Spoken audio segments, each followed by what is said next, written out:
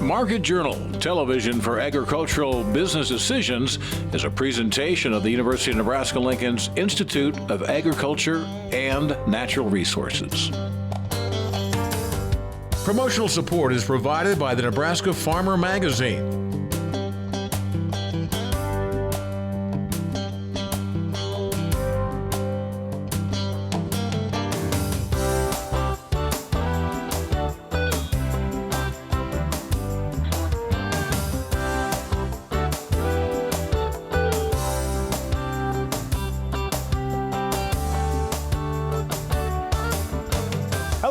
I'm Bryce Duskett, and thank you for joining us today on Market Journal. Some of our viewers today probably saw some precipitation across the state. Others of us not so likely. We'll have updates on what you'd expect from the weather coming up later in the program. But first, we're taking a look at last week's 4Rs Field Day, which took place at the Eastern Nebraska Research and Extension Center, which is located near Meade. This event highlighted how the 4Rs of nutrient management came into play for row crop producers and how this management approach can be a cost-effective tactic. The 4Rs of nutrient management and water stewardship are the right source, right rate, right time, and right placement of fertilizers. This science-based approach focuses on best nutrient management practices and sustainable crop production in order to increase yields and profit, all while protecting the environment. So this concept is well known to achieve several cropping system goals such as increased crop production, improved economics, improved water quality, and whole ecosystem resilience. By using these 4Rs, we can really, improve nitrogen use efficiency, for cropping system in Nebraska, and especially, improve the water quality resource in Nebraska. This concept has been known for a while. Which is really used, have been used widely to improve, nutrient use efficiency and improve economic returns. The topic centered around increasing nutrient efficiency by minimizing nutrient loss and reducing the cost of fertilizer inputs while also ensuring crop nutrient needs. Two of the more anticipated subjects were nitrogen stabilizers as well as tools that can help producers with nutrient management. Nitrogen stabilizers, those are some of the products that can help, us to protect the nitrogen, during, conditions when there are chances to lose nitrogen, especially early in the season. So these enhanced efficiency fertilizers or nitrogen stabilizers can help to protect the nitrogen, improve nitrogen use efficiency, and protect the water quality. That was one topic that was discussed here. Another topic was different nitrogen recommendation tools. There are some tools that are has been developed by the university, some tools developed by the industry, and all of those tools are developed to predict the most economic optimum nitrogen rate, the rate that can not only give the maximum profit but can also help to improve the nitrogen use efficiency and decrease the nitrogen losses to groundwater. Another major point of discussion at the event revolved around current research projects. These projects range all over the state, from the Eastern Nebraska Research and Extension Center to the South Central Ag Lab, which is located near Hastings, and even on-farm research. So there are different projects going on. We have projects at NREG, we have projects at SCAL, we have projects, one of the big project in Northeast Nebraska, where we are working with 4 NRDs in the basal groundwater management area, and we are evaluating different best nutrient management practices to improve nitrogen use efficiency in that area. One of the project that we are looking is to evaluate different nitrogen recommendation models. Different models, they perform differently. Some models, they may underestimate nitrogen rate. The other models can overestimate nitrogen rate. So we are looking to see which models can help to optimize nitrogen rate while improving groundwater quality. Another project that we have going on there is about the nitrification inhibitors or nitrogen stabilizers. That again I mentioned earlier, how those nitrogen stabilizers can help us to protect the nitrogen fertilizer and decrease the nitrogen losses to our groundwater. We are also looking at some irrigation management, how we can optimize nitrogen rate with irrigation rate to improve overall nitrogen use efficiency and decrease nitrate, leaching losses to groundwater. Those on-farm research projects offer benefits to participating producers as well as university researchers. If you'd like to participate in any future on-farm research studies, we've posted a helpful link on the Market Journal website. From past field days to future events now, we're turning our focus over to an upcoming field day near Hastings. The event at the South Central Ag Lab will take place August 4th. This event will focus on what's happening within the laboratory field trials. Each year, more than 100 applied field trials are conducted at this particular location. Beyond getting a first-hand look at the field trials and their results, this field day presentation will include topics ranging from irrigation and water management to cropping systems and disease management. In short, this event will give producers a blueprint for improved crop production and overall profitability. Topics in crop production, soil fertility, irrigation management, insect management, disease management, and weed management. Actually 6 different sessions, and you can see up to 4 of them if you stay here the whole day. We'll have 3 in the morning and 1 in the afternoon. We'll have an invited speaker, John Shanahan. Will talk about carbon credits for farmers. That's a hot topic now. And we'll also have our Extension Dean and Director, Charlie Stoltenow, here over lunchtime. So come on out and learn out what we're doing here at the South Central Ag Lab. We have a lot of interesting research results that apply to the South Central area. Again, this field day will take place next week, August 4th, and will be located at the University of Nebraska-Lincoln's South Central Agriculture Laboratory near Clay Center, Nebraska, right off Highway 6. As Bob mentioned earlier, there is a full slate scheduled for the event. Coffee and rolls will kick things off with registration that'll take place from 8:30 to 8:45, and that's followed by tours and demonstrations at 9:15. Lunch will be provided at no cost to participants. If you'd like more information on this event, we've taken the liberty of posting a link to the field day brochure on the Market Journal website. As we turn our attention now over to the grain markets, we're joined this week by Darin Newsom of Darin Newsom Analysis. Is it a deal or no deal? That seems to be the question after Russia and Ukraine signed an agreement to export grain through the Black Sea.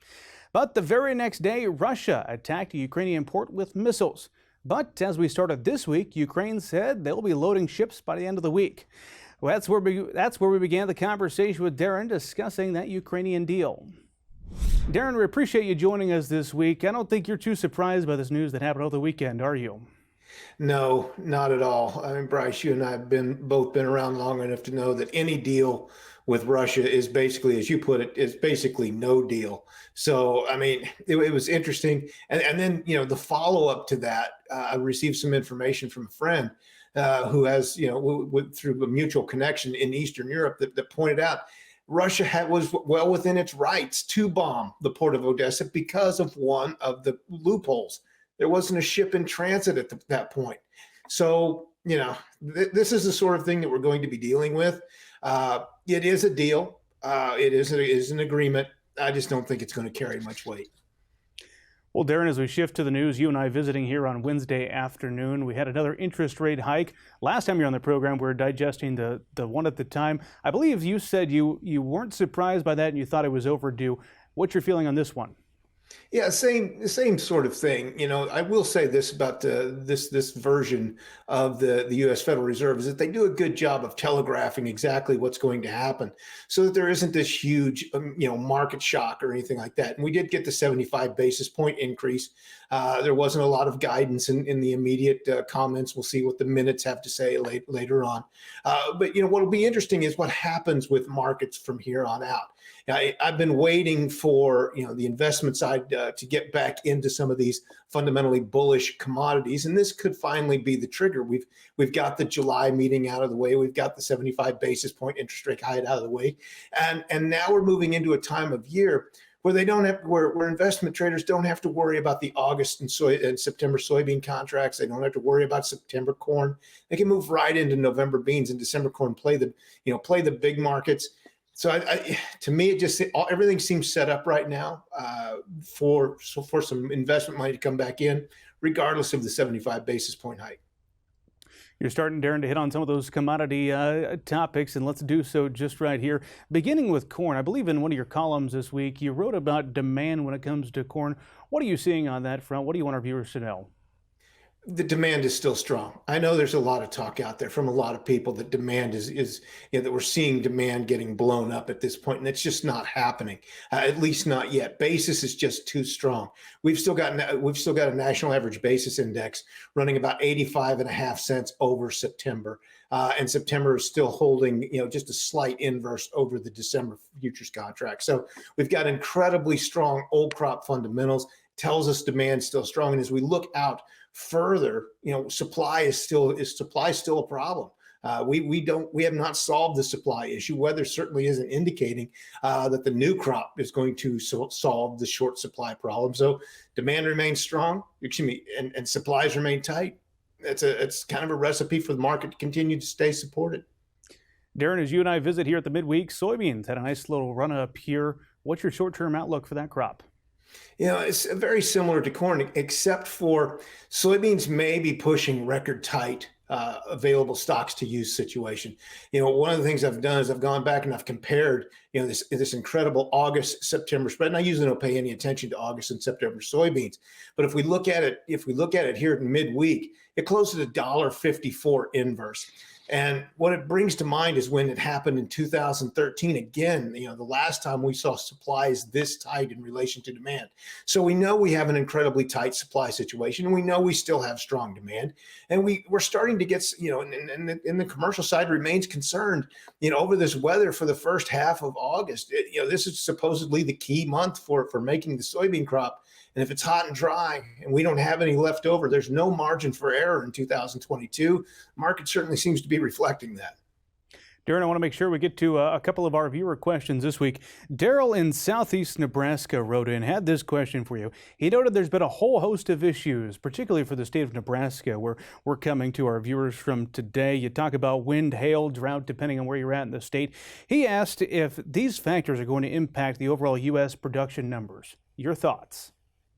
It may not affect USDA's numbers, but those don't matter. The reality of the situation is it does play a role in what we see in the future spreads. I mean, there's very little carry out in that December to July future spread for corn for a reason, and that's because the commercial side's concerned about 2022 production, just as they are with soybeans. And so what we'll also see is, the local basis market's also going to reflect that. So will it ever show up in USDA? Who knows? Who cares? The reality is market's going to take notice of it. We've talked about corn and soybeans thus far. Haven't hit on the wheat market yet. Your thoughts there? Wheat is as difficult as always. Just before we went on with this, wheat collapsed to double-digit losses. I have no idea why. It's always an interesting market. What we do know is if there is a market sector susceptible or vulnerable to a stronger dollar, which is theoretically what could happen with another interest rate hike, it is the U.S. wheat, because there's wheat worldwide. Yes, there's been supply problems. Obviously the Ukraine-Russia situation, talk of possible problems, weather-related problems in Argentina. Europe just went through a heat wave. So there are issues, but right now we just have not seen that uptick in demand for U.S. wheat. So kind of opens the trap door, lets the market fall through a bit. Darin, I'm going to ask you your risk management advice here in a moment. Kind of on that topic, though, I have another viewer question here. Shane in central Nebraska wrote to us this week and said he's considering selling some 2023 crop, asking if you have suggestions on perhaps how much he could or should lock in right now. Yeah, I would like to get some 23, possibly even some 24 locked in, on this seasonal rally that I think we're about to see in both corn and soybeans. Do I think the tops are in? Yes. I think the activity we saw in May and June likely set the long-term tops. That could certainly change based on weather.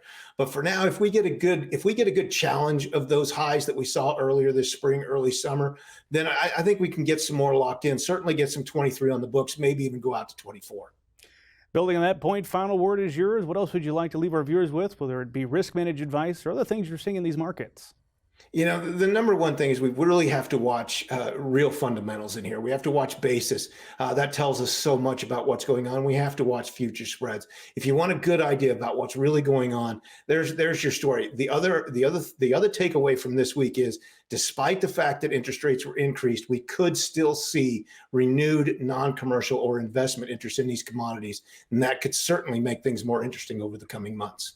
Darin Newsom joining us. Darin, always appreciate your perspective. Thanks for coming back to Market Journal. Thanks so much for having me on again, Bryce. Thanks again to Darin for his time this week. Now, coming up next week, we'll be joined by Darin Fessler of Lakefront Futures and Options, as well as UNL livestock economist Elliot Dennis. If you have a question you'd like for me to ask either Elliot or Darin, feel free to email us and I'll pass your questions along. Nebraska leads the nation in center pivot irrigation. For those blessed with water below their feet, it's been a busy irrigation season. Making sure the pivot is operating correctly, providing a uniform operating pattern, and keeping pressure up at the end of the system are all key aspects of irrigation. You can pick up a few mid-season irrigation tips in the July issue of the Nebraska Farmer. Well, it is now time for weather with Nebraska Extension ag climatologist and Market Journal's chief meteorologist, Al Dutcher. Well, Al, I mentioned it at the top of the show. Some of our viewers might have caught some rain this past week, while others are still waiting. What can we expect as we turn to the week ahead? Well, Bryce, we've definitely seen the cool down as that trough moved across the northern plains and then intensified over the Great Lakes. We've seen energy move around that trough, cause some showers and thunderstorms to develop across the state. The most concentrated area when you accumulate all the precipitation events for precipitation was in areas of central and south central Nebraska, where we had some fairly widespread 1 to 3 inch totals. They dropped off significantly both west and east of this area. And then we were looking around the remainder of the state, just some small pockets of a 1/2 inch to 1 inch precipitation, but for most areas less than a 1/4 inch was the common theme. And unfortunately, as we go forward in time, looking at some more warm temperatures coming in, not as hot as what the models were previously stating a couple days ago, but still warm enough to cause some problems, and unfortunately not much in the way of any significant moisture. So let's take a look at the upper air models and see what we have in store. First thing I'll draw your attention to is you've got the ridge to the west of us. It's the weak trough moving across the northern plains, may generate a few isolated showers during the overnight hours, but overall not much in the way of widespread precipitation. Low pressure at the surface in northeastern Montana will help to give some lift up in the northern plains, but the primary focus for most of the moisture will still remain to the south of us. Now as we go into tomorrow, that high pressure ridge starts to build back up toward the north and starts to shift toward the east. So we're going to see some of the 90s from the western part of the state start to come into central and eastern Nebraska, and we'll see mid-90s most likely in portions of western Nebraska. But once again, the precip stays to the south of us. By the time we get into Monday, that ridge starts to really push its way into the central plains. Temperatures are going to be widespread 90s across most of the state.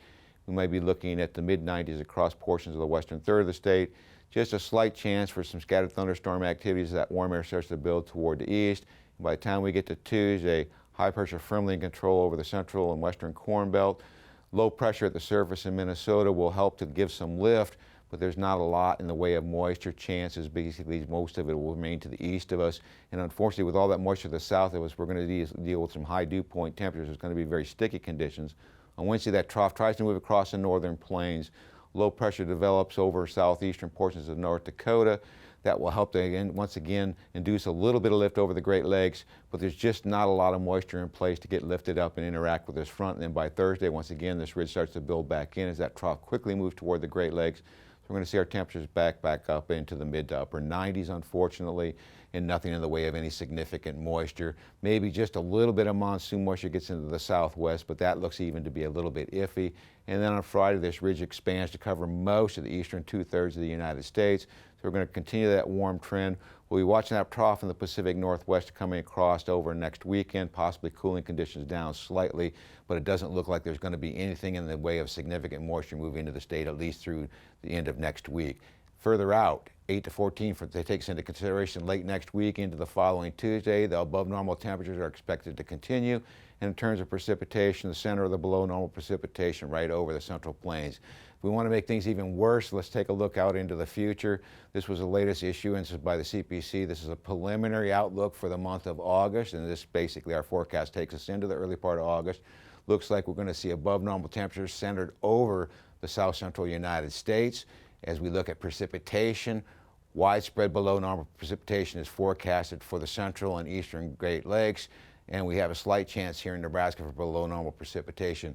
Little bit unusual to see this kind of a signature over the Great Lakes. Based on the way the patterns have been, I was expecting it more to be shifted toward the northwest. We'll wait to see, but it certainly looks like it's going to verify out for a substantial portion of the Corn Belt, at least for the first half of August, let alone going into the second half of August. Now, as we look out into the future, August, September, October, the preliminary outlook is that just a slight chance for above normal temperatures over Nebraska, Iowa, greater chance over the southwestern United States, and that would indicate we have a trough over the northern plains. And in terms of precipitation, unfortunately, the dry trend continues. Thank you, Al. Finally, today, it is estimated that before 1800, 60 million bison roamed the continent. By 1880, the combination of disease, environmental stress, and hunting had dwindled that number to just a few hundred. Today, some 400,000 bison call North America home. The beef state is actually the #2 state for bison population with more than 20,000. While some roam in large state or national parks, others are being grown for meat consumption. July is National Bison Month. To learn more about the animals and their meat, we recently visited a herd in southeast Nebraska. Market Journal's Bill Dodd brings us this story. In rural Lancaster County, a group of bison grazed the grass at Miller Bison. The farm in Nebraska is one of the locations where the family operation raises bison for meat, and it all started more than 20 years ago. We got our first bison in 1995. My dad brought some home from the Custer's sale at that time, and I've been around bison my whole life. That was when I was in high school, and grew to like the animal. It's different. Family's been involved in cattle for many generations, and the bison was something different, and it just naturally grew in the family and with us liking the animal. For their diet, BJ says bison can be fed very similarly to cattle. Most of our stuff is on grass for the vast majority of its life. Like these guys will be on grass their whole lives. That's the purpose of them here with the cow-calf herd. But they're similar to cattle in their feeding and body types, that they're fed very similar things. While they may be similar in some ways, there are some major differences. Most notably, their size. There are some major differences, being mostly they're wild animals. Some of the things that come along with bison that can be detrimental to starting a bison herd is the facilities, the size of the fences, the loadouts and things like that. Just dealing with this animal, being as they are still a wild animal, can be definitely more difficult, but something that once you have the facilities and stuff that we do pretty well with. Another difference, the rate of gain. BJ says it can take up to 3 years for bison to be ready to process. And they're slower as far as gains. When you're feeding them, trying to turn them into a finished product, a lot of times it takes close to 3 years to feed an animal. The length of time to get them to the finish, they don't gain very fast, and the time involved to keep that animal healthy, happy, and going until he can be processed. Even to have a first baby is always generally a 3-year deal. Once the bison reach a finished weight, some of those animals are processed and sold under the brand Nebraska Bison. BJ's sister, Megan Olesiak, manages that operation. So Nebraska Bison is a family-owned company that sells bison, elk, and grass-fed beef online. We're pretty much strictly e-commerce, and we raise the bison and ship straight to your doorstep. Megan says that the bison are processed at a USDA-inspected facility in Colorado, then shipped to a customer's doorstep. So our top selling product on NebraskaBison.com is bison, of course. We have a very large selection of cuts, steaks, sausages, summer sausage, all the prime cuts, burger, of course, jerky. And then we also sell 100% organic grass-fed beef, as well as some elk products as well. We recently added some dog bones, bison dog bones also, and we're kind of expanding that market into dog treats and a few things like that. Megan tells me that their customers choose bison for two primary reasons: the health benefits and the taste. People just, are referred from their doctors, the health benefits. It's basically bison meat compares most directly to skinless chicken breast in health benefits. So you just can't beat it. Plus you have the rich flavor, and of course, shopping local and ranch raised and that sort of thing is typically on the top of most consumers' lists as well. Back to the production side of business, BJ says Nebraska is a natural home for bison. Growing bison in Nebraska, I think it's a great place to grow bison in Nebraska. It's right in the middle of what would have been their natural habitat and range. The weather's great for it, the grasses are good, everything works well in Nebraska for it. When you're firing up the barbecue over the remainder of the summer months, beef, pork, and chicken may be at the forefront of most grill masters' minds. However, bison may be something you're curious to try, and if that is the case, it never hurts to buy from a trusted local source like this. Reporting for Market Journal, I'm Bill Dodd. Thanks, Bill. Both Megan and BJ did stress that they don't see beef cattle as competition to bison. They said they view bison as a different and much smaller product. In fact, BJ points out that the bison industry processes around 50,000 animals each year. That compares to nearly 2.9 million head of cattle that are processed. If you're interested in learning more about Nebraska Bison, you can visit their website. You heard Megan say it. It is nebraskabison.com. Well, that is going to do it for this week's show. If you did miss a story, be sure you've subscribed to Market Journal on our YouTube page. You can also like and follow our team on social media. We hope to see you back here next time. Until then, I'm Bryce Duskett, wishing you a safe and productive week. Join Market Journal online at marketjournal.unl.edu. You can also follow us on Twitter, Instagram, and Facebook. Promotional support is provided by the Nebraska Farmer Magazine. Market Journal is produced by the University of Nebraska-Lincoln's Institute of Agriculture and Natural Resources.